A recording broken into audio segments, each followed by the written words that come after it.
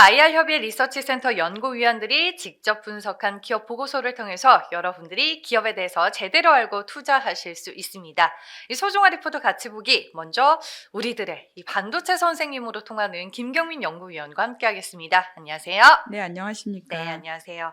오늘 이제 ALT라는 기업에 대해서 알아볼 텐데 어떤 제품을 이제 제공하고 어떤 기술력을 바탕으로 성장하고 있는 반도체 내 기업인지 설명을 좀 해주시죠. 네, ALT의 본업은 시스템 반도체 테스트 사업입니다. 반도체 테스트는 전공정이 아니라 이제 후공정에 속하는 그런 공정이고요. 반도체 업체나 아니면 팬리스 업체들이 이런 테스트를 많이 필요로 합니다. 그래서 이런 기업들이 비메모리 반도체가 정상품인지 아니면 불량품인지 알고자 할 때 그런 것들을 테스트해주는 서비스 업체가 있고요. 그래서 바로 ALT는 그 테스트 서비스 회사입니다. 그래서 ALT가 주로 담당하고 있는 테스트 제품군은 카메라 이미지 센서라고 불리는 CMOS 이미지 센서, 그리고 디스플레이 기판에 들어가는 디스플레이 드라이버 IC, 전원 관리 칩으로 알려진 파워 매니지먼트 IC, 그리고 인베디드 디바이스에 많이 들어가는 MCU라고 불리는 마이크로 컨트롤러 유닛, 그리고 메모리 컨트롤러 등으로 다변화가 되어 있습니다. 원래 이제 이런 분야로 잘 알려진 곳은 두산그룹에 인수되었던 두산 테스나라는 회사가 있는데요. ALT도 역시 두산 테스나처럼 비메모리 반도체 테스트를 하는 회사입니다.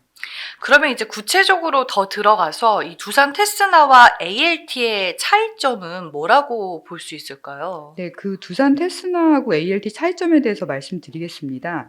일단 지금 현재 하고 있는 아이템은 큰 차이가 없는 것 같지만 중장기적으로 기업 가치에 영향을 끼치는 신규 품목에서 좀 차이점이 드러납니다. 두산 테스나의 경우에는 과거에는 안 그랬지만 향후에 기업 가치에 영향을 끼치는 아이템은 차량용 반도체 테스트고요. ALT 같은 경우는 테스트 사업도 있지만 이제 요 웨이퍼 테두리를 레이저로 가공하는 그 웨이퍼 링커 사업이라는 것이 있습니다. 그리고 또 카메라 이미지, CMOS 이미지 센서의 그 양품 칩을 테스트한 다음에 그것을 다시 재배열하는 리컨스트럭트라는 작업이 있어요. 그래서 이 두 가지가 이제 미래 사업을 이끌고 있습니다. 그래서 결론적으로 두 회사는 비슷해 보이지만 장기적으로 기업 가치에 끼치는 아이템이 전혀 다르다라고 말씀드릴 수 있겠습니다. 네.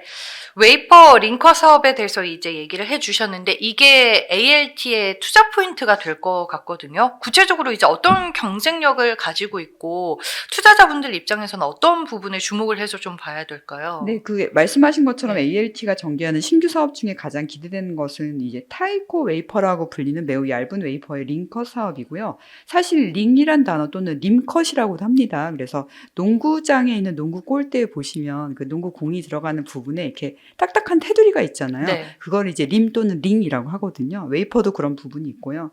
이 타이코 웨이퍼 링컷은 이제 링컷 또는 림컷이라고 불리는데 고정밀 레이저 기술을 활용해서 반도체 웨이퍼의 테두리를 절단하는 첨단 공정입니다.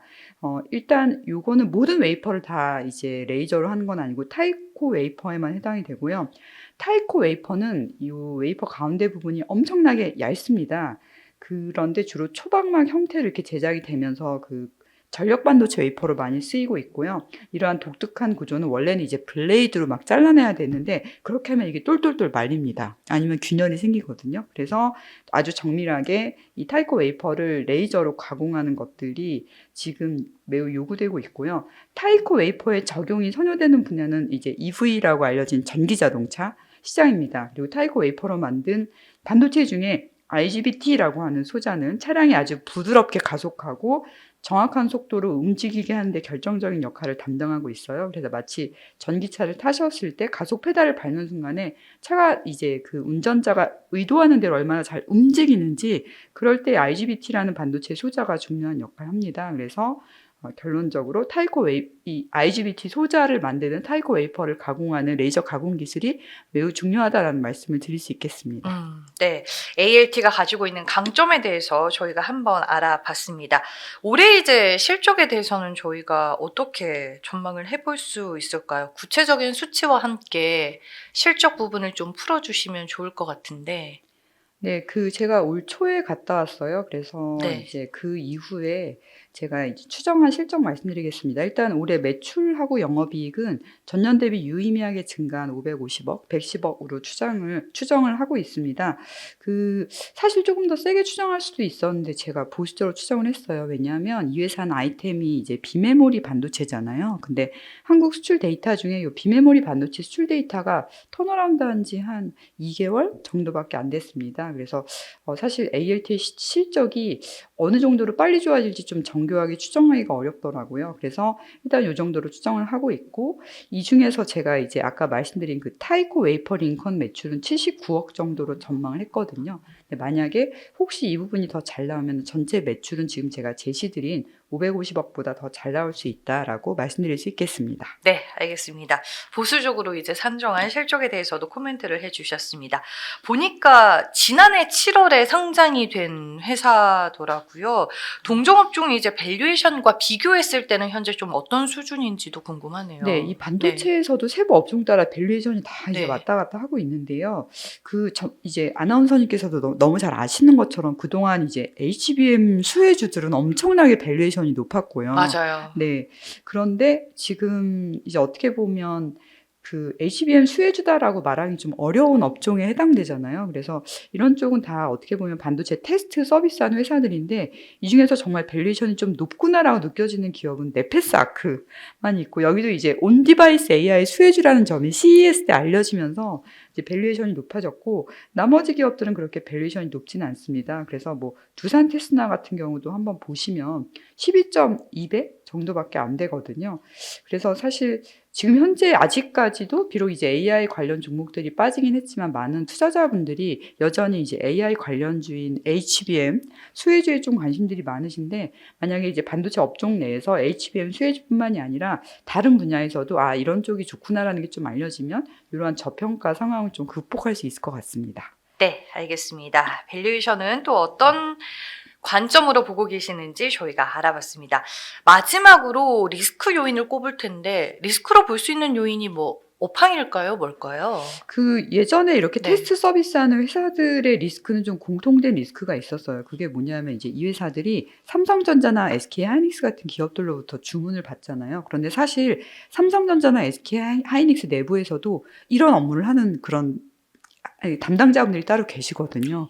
그래서 어떻게 보면 이제 물량을 나눠서 하는 거기 때문에 혹시 이 외주 물량, 아웃소싱 물량이 그쪽에서 나오지 않으면 이런 협력사들은 매출이 감소할 위기가 있었어요. 그런데 지금 보면 삼성전자도 그렇고 SK하이닉스도 그렇고 전공정 쪽에 투자를 되게 많이 해야 되고, 후공정에서도 사실 테스트보다는 아까 말씀드렸던 HBM 관련된 패키징, 또는 지금은 비중이 크지는 않지만 칩랩 관련된 패키징 또는 하이브리드 본딩 관련된 패키징에서 투자할 때가 너무너무 많아요.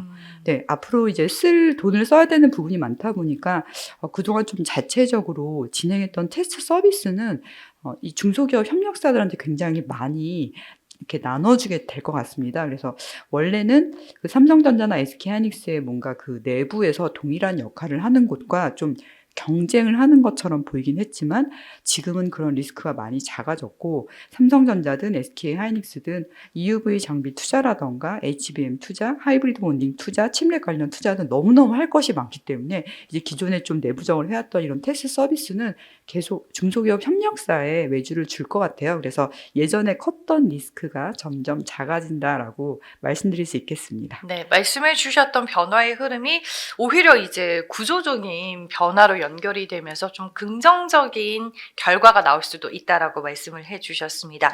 웨이퍼 링컷이 새로운 모멘텀이 될 수 있는 ALT라는 기업에 대해서 알아봤고요. 지금까지 김경민 연구위원과 함께했습니다. 고맙습니다. 네, 감사합니다. 시가총액이 작은 기업들, 기업에 대한 정보가 없어서 투자자 여러분들 고민이셨나요? 그럴 때는 한국 IR협의 리서치센터에서 발간한 기업 보고서를 참고해 보시길 바라겠습니다.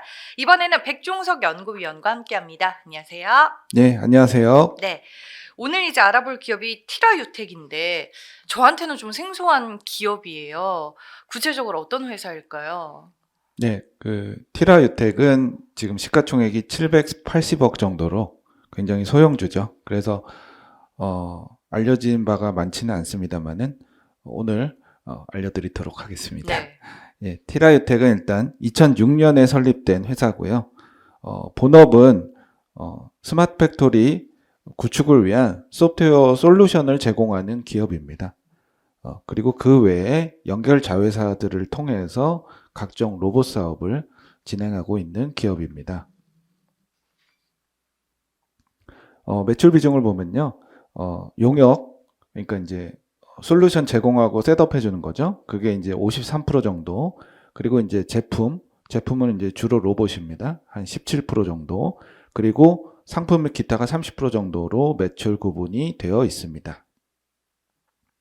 그리고 이제 이 회사는 2006년에 설립된 이후로 굉장히 다양한 사업을 했고 소프트웨어 위주로 진화하다가 이제 하드웨어인 로봇도 도전을 해보는 그런 기업이라고 볼 수 있고 연결 자회사는 이제 3개를 갖고 있습니다. 잠깐 설명을 드리면 첫 번째 티라 로보틱스는 22년에 이제 물적 분할로 설립된 AMR 즉 자율주행 로봇 전문 기업이고요. 저희가 이제 자율주행 로봇 관련해서는 일전에 V1텍의 자회사도 한번 이제 공부해 본 적이 있고, 네. 그리고 이제 T 로보틱스는 이제 본업으로 물류 로봇을 이제 활발하게 하고 있고, 이 회사는 이제 티라 로보틱스라는 자회사, 연결 자회사를 통해서 물류 로봇 사업을 하고 있습니다. 그리고 두 번째는 이제 현준 FA라는 기업을 갖고 있고요. 작년 7월에 인수한 기업이에요. 그래서 직교 로봇의 제조 및 판매를 주력으로 하고 있습니다. 그래서 직교 로봇은 이제 직선 운동 위주의 로봇, 약간 단순한 로봇이에요. 이제 주로 각종 제조 공정에 들어가는 직교 로봇의 제조 및 판매를 주력으로 하고 있습니다. 그리고 연결 자회사 세 번째는 티라콥인데 이것도 이제 작년에 설립을 해서 미주법인이에요. 미주법인이라서 지금 미주에 이제 잠재 고객들이 많죠. 자동차 회사나 배터리 회사나. 그래서 애틀란타 쪽에 이제 설립을 해서 그 고객들을 공략하고자 준비하고 있는 상황입니다. 이렇게 연결 자회사 3개를 갖고 있고, 이제 주주 구성을 한번 설명하면서 마무리를 드릴게요. 네. 이제 김정화 대표이사란 분이 이제 2008년부터 쭉 이제 오너 경영하고 계시는데 특이한 점이 하나 있습니다. 특이한 점이 뭐냐면 SK주가 12.9% 지분율을 보유하고 있습니다. SK주는 이제 2019년 18년이죠. 18년에 이제 지분 취득을 했는데 이 회사는 19년에 상장했으니까 상장하기 전에 투자를 한 것이죠. 그래서 그때 상황을 좀 말씀을 드리면 SK그룹도 이제 스마트 팩토리라는 이제 산업의 흐름을 이해하고 유망한 기업에 투자를 하고 싶었던 거예요. 그래서 2017년에는 SM코어라는 장비 회사를 인수를 했고, 그 다음해인 18년에는 티라유텍에 대규모 지분 투자를 하면서 스마트 팩토리 산업에 대한 대응을 하고자 한 것입니다. 그런 차원에서 2대 주주로서 SK주가 있다라는 것을 참고하실 수 있겠습니다. 네, 그렇군요. 이 자회사로 물류 로봇 회사들을 두고 있고 본업이 이제 스마트 팩토리와 관련된 이 SW 솔루션 사업이라고 볼 수 있을 텐데, 그러면 이제 우리가 이 기업에 대해서 제대로 알기 위해서는 스마트 팩토리의 시장 동향을 아는 것도 중요하겠네요. 네. 여러 차례 한번 말씀드린 적이 있는데요. 네. 기본적으로 이제 글로벌 스마트 팩토리 시장 굉장히 성장하고 있습니다. 왜냐하면 각종 제조업들은 그 생산성을 높이기 위해서 스마트 팩토리화, 즉 공장을 자동화해야 되죠. 첨단화해야 되고, 그런 의미에서 글로벌 스마트 팩토리 시장이 이제 고성장하고 있고요. 기대가 되고 있습니다. 글로벌리는 한 18.5%, 국내 시장은 11.4%의 연평균 성장률이 기대되고 있는 상황이고요. 그래서 이 회사가 거기서 할 수 있는, 예를 들면은 MES나 SCM 같은 소프트웨어 솔루션을 제공합니다. MES는 이제 생산 실행 관리, 그리고 SCM은 공급망 관리, 이런 것들을 이제 시스템화 해가지고 시스템을 제공해서 고객들이 이제 사업을 생산을 잘 할 수 있게 하는 것입니다. 그리고 이제 스마트 팩토리와 관련해서 저희가 이제 주로 이제 영위하는 사업의 그 고객사가 반도체나 2차 전지 그쪽이에요. 그래서 보면은 이제 반도체 쪽은 이제 여러 차례 이제 저나 다른 애널리스트들이 말씀을 드렸죠. 네. 작년 4분기부터 이제 업황이 개선되고 있습니다. 그래서 이 회사도 SK 하이닉스가 주 고객 중에 하나예요. 그래서 2024년에는 하이닉스발 주문의 증가를 기대하고 있습니다. 그리고 또 디스플레이 쪽도 기대가 되는 게 22년, 23년에 굉장히 불황이 깊었고 24년에는 업황의 회복이 좀 기대가 되고 있습니다. 그래서 LG 디스플레이, 삼성 디스플레이 쪽에서도 오더 증가를 기대를 하고 있습니다.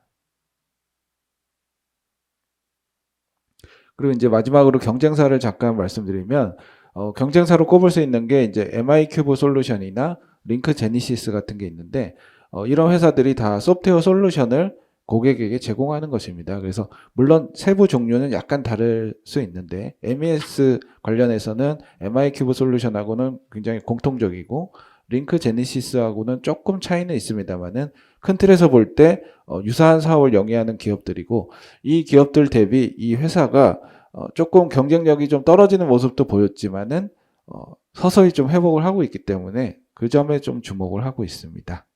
네. 앞서서 이제 전방 산업이라고 할 수 있는 반도체와 디스플레이 쪽 살짝 언급을 해주셨는데 이쪽 산업의 업황과 더불어서 티라유텍의 주요 투자 포인트들 어떻게 정리해 볼 수 있을까요? 예, 투자 포인트 두 가지 말씀드리면 첫 번째는 전방 산업 업황 회복의 수혜가 기대된다는 것이고요. 지금 이제 각종 조사기관이나 산업협회에서 반도체 업황 회복을 얘기하고 있고 실제로 실적이 올라오고 있죠. 그래서 미국 반도체 산업협회에서도 24년에 글로벌 반도체 매출액이 13% YOY 증가한다라고 말하고 있고 저희 이제 우리나라 같은 경우는 메모리 산업이 좀 더 중요하다 보니까 그 안에서 메모리는 그 이상 이제 굉장히 큰 성장을 할 예정입니다. 그래서 메모리 산업의 어떤 개선에 따른 효과가 기대된다라고 말씀드릴 수 있겠고요. 좀 더 이제 딱 찍어서 말씀드리면은 하이닉스가 설비 투자를 2022년에 19조 원에서 23년에 9조 원으로 감소를 시켰다가 11조 원 이상으로 다시 회복하는 해가 24년이기 때문에 관련해서 소프트웨어 솔루션 오더도 늘어날 수 있다라고 기대하고 있습니다.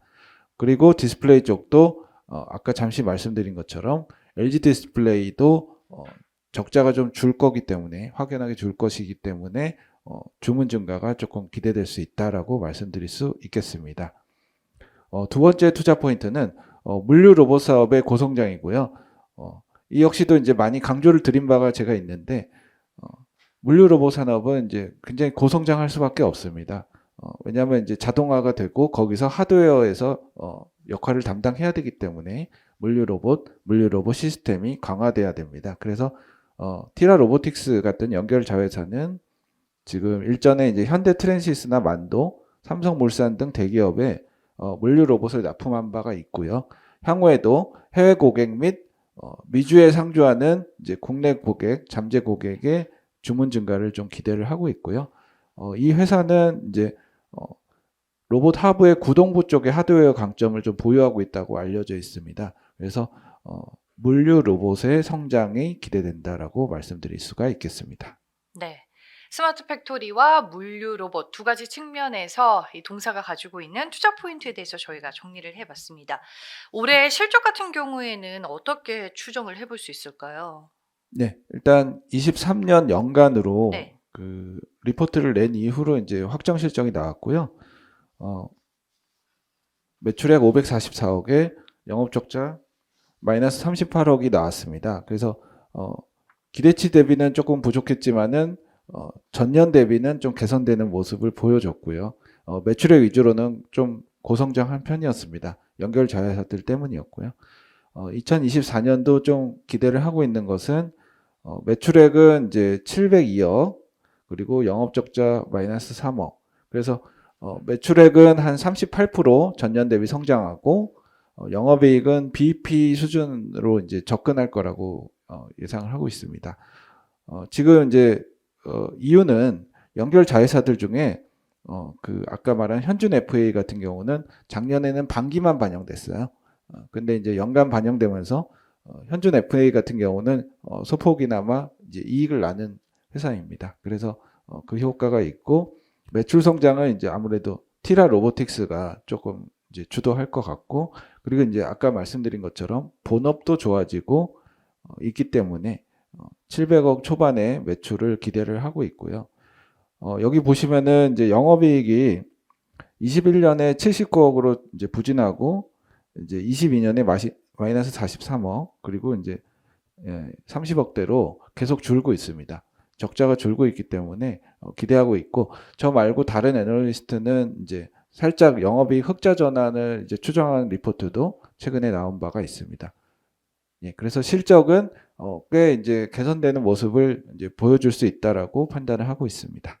네, 올해 실적 개선 여부에 포인트를 두고 실적은 보시면 좋을 것 같습니다. 이제 얘기를 들어보니까 스마트 팩토리 그리고 로봇 이쪽을 다 봐야 될 것 같은데 밸류에이션은 그러면 어떻게 추정을 해야 돼요? 네, 이제 밸류에이션 일단 좀 말씀드리면은 네. 아까 말씀드린 데처럼 약간 나눠서 말씀드릴 수가 있을 것 같아요. 왜냐하면 이제 본업 기준, 본업은 소프트웨어 솔루션이라고 말씀드렸고 본업 기준으로는 MI큐브 솔루션이라는 회사가 가장 유사합니다. 그리고 그 회사 대비는 밸류에이션 할증을 받고 있고요. 여기 보시는 것처럼 PBR 기준으로 밸류에이션 할증을 받고 있습니다. 이제 왜 받고 있냐? 기본적으로 본업을 잘해서 받다기보다는 연결 자회사에 대한 기대감 그리고 이제 아시겠지만은 연결 자회사들이 추가되고 M&A까지 하기 때문에 그런 것들이 기대감이 있고 SK 주가 지분 12%대를 갖고 있기 때문에 그것에 대한 기대감이 같이 있다라고 느끼고 있습니다. 그리고 이제 물류 로봇 사업을 얘기 안 할 수가 없는데 얘네가 이제 로봇 회사를 두 개를 갖고 있잖아요. 그래서 이제 T 로보틱스라는 이제 또 로봇 회사 비교를 하면은 T 로보틱스 대비는 이제 할인을 받고 있습니다.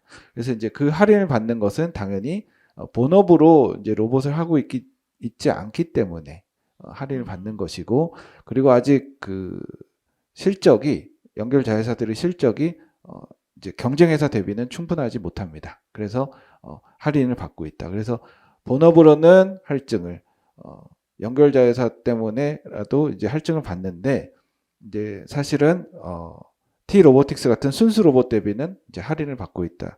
그래서 이 회사는 제가 보기에는 실적과 자회사 기대감이 올라간다면은 궁극적으로는 T 로보틱스에 가까운 밸류에이션으로 올라갈 것이고 실적이 이제 정체되거나 부진하다면은 이제 MI큐브 솔루션 같은 소프트웨어 솔루션 회사 쪽으로 이제 내려갈 것이다. 이렇게 예상을 할 수 있겠습니다. 네, 결국에는 실적과 자회사의 기대감이 기업 가치의 키가 될 것이다라고 코멘트를 해주셨습니다.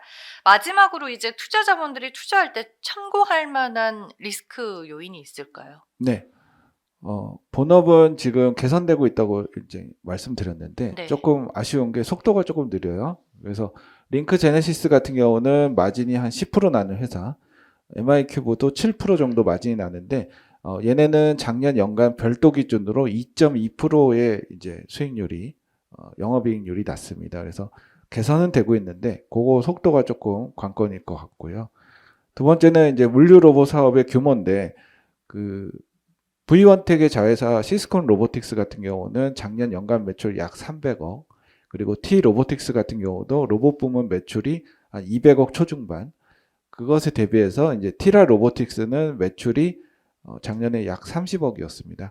올해는 6, 70억을 기대하는데 증가율은 되게 기대되지만 아직은 규모 자체는 조금 떨어집니다. 그래서 조금 아쉬운 측면이 있고 그렇지만 이제 특이한 점은 이 물류 로봇 사업이란 거는 한 번에 좀 역전도 가능한 비즈니스예요. 네. 왜냐하면 한 번에 큰 수주가 나올 수 있는 이제 사업이거든요. 그래서 얘네가 이제 조금 열의인 건 맞지만은 계속 이렇게 안 좋다라고 이게 확정적으로 말하기는 어렵고요. 지금은 이제 산업의 초입기이기 때문에 이 회사가 어떻게 개척해 나가느냐를 관찰하는 게 중요할 것 같습니다. 네, 알겠습니다. 말씀해 주셨다시피 속도가 조금 느리고 더딜 수는 있겠지만 리포트 제목으로 써주신 것처럼 스마트 팩토리 그리고 물류 로봇 시장에서 패기 있게 도전을 하고 있는 만큼 앞으로의 성장을 지켜보시길 바라겠습니다. 티라 유텍에 대해서 알아봤고요. 백종석 연구위원과 함께했습니다. 고맙습니다. 네, 감사합니다.